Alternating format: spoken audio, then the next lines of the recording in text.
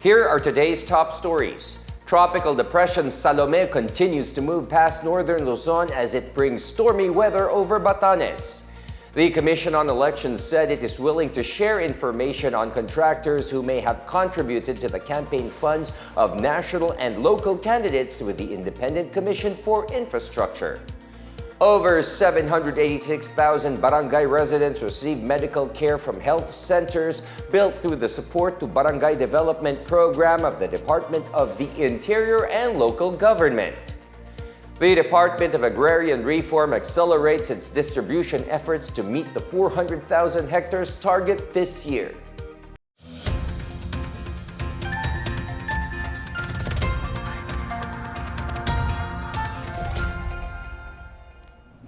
This is the Pna Headlines. I am William Theo.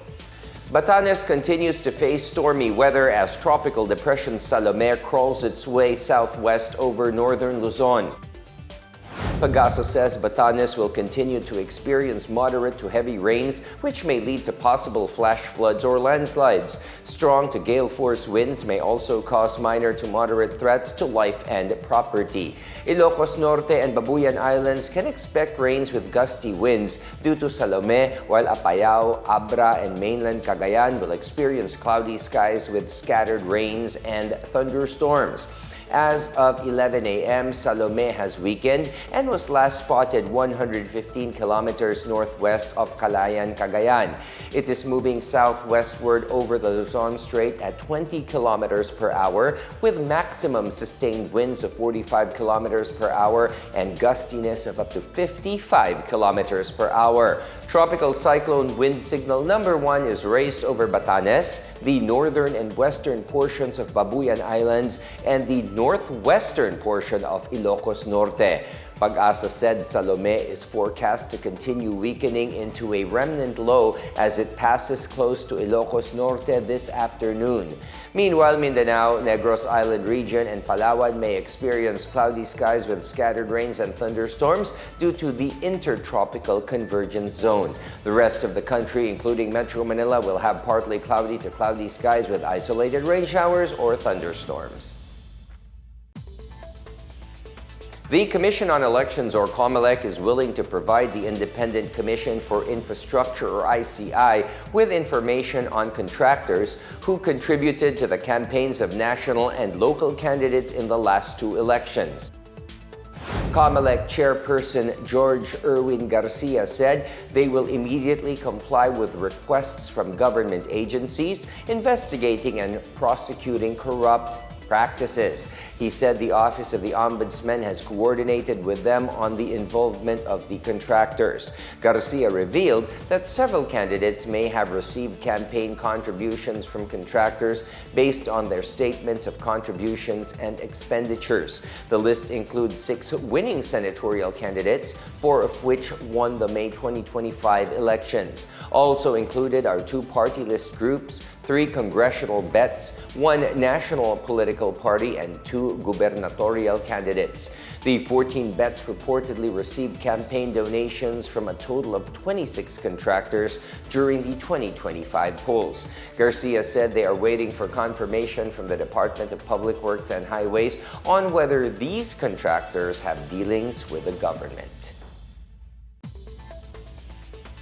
Over 785,000 residents nationwide have so far received medical care from barangay health stations built through the Support to Barangay Development Program, or SBDP, led by the Department of the Interior and Local Government, or DILG.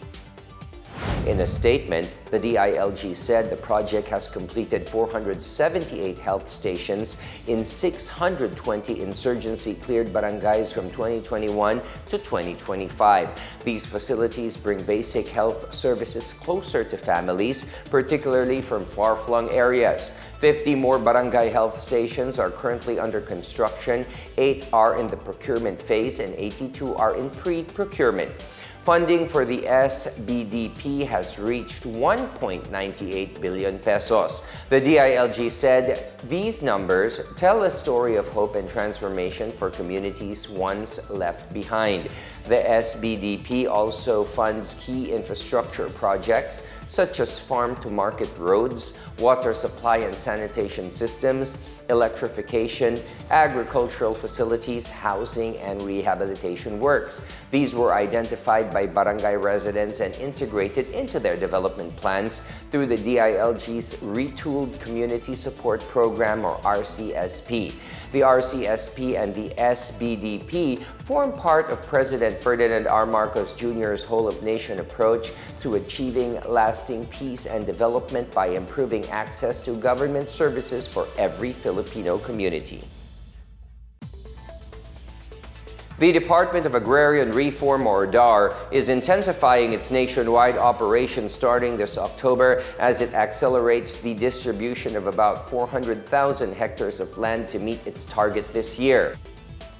In a news release, DAR Secretary Conrado Estrella III said the agency is now fully activated to meet the target this year, following President Ferdinand R. Marcos Jr.'s directive to fast-track the implementation of the Comprehensive Agrarian Reform Program.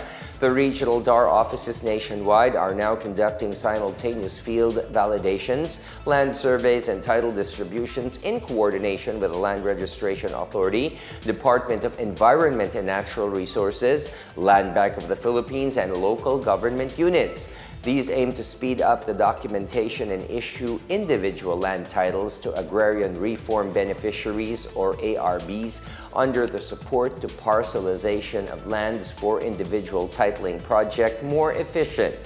Estrella said they have already distributed above 242,000 land titles to over 232,000 ARBs from July 2022 to August this year, covering almost 306,000 hectares of farmland. Aside from this, over 401,000 certificates of condonation and release mortgage totaling 41 billion in unpaid amortizations was provided to above 322,000 ARBs. The agency assured that its reforms are inclined on transparency, efficiency, and accountability, ensuring agrarian reform translates to inclusive growth and lasting rural development.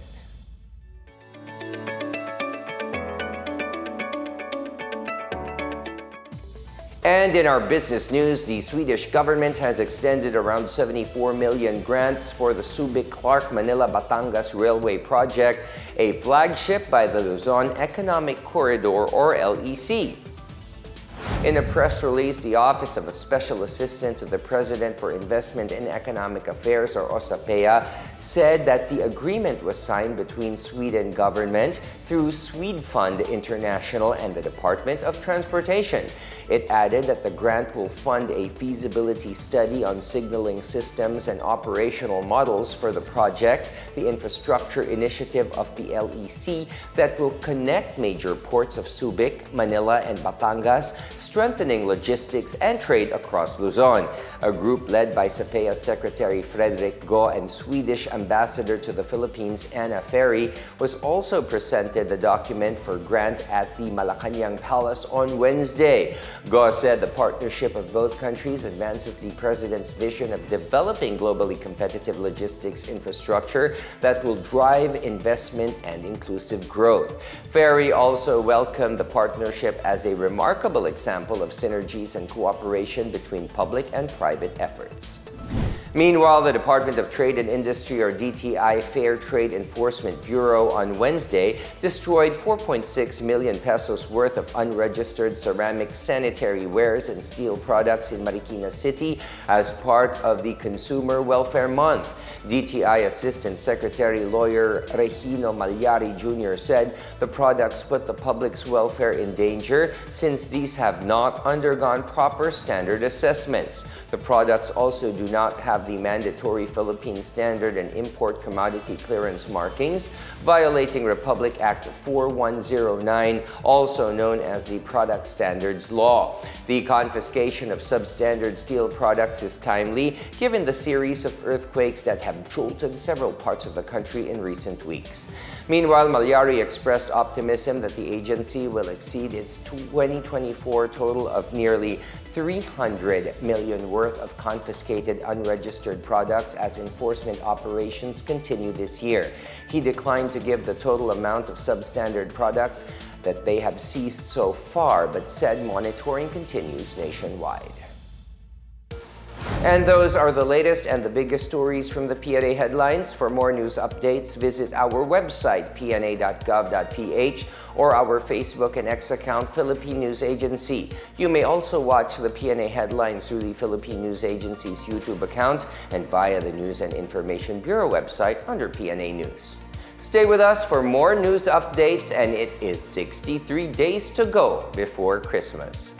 Please send out a smile to whoever may need one today. I am William Theo. This is the Pna Headlines, bringing you stories that unite the nation.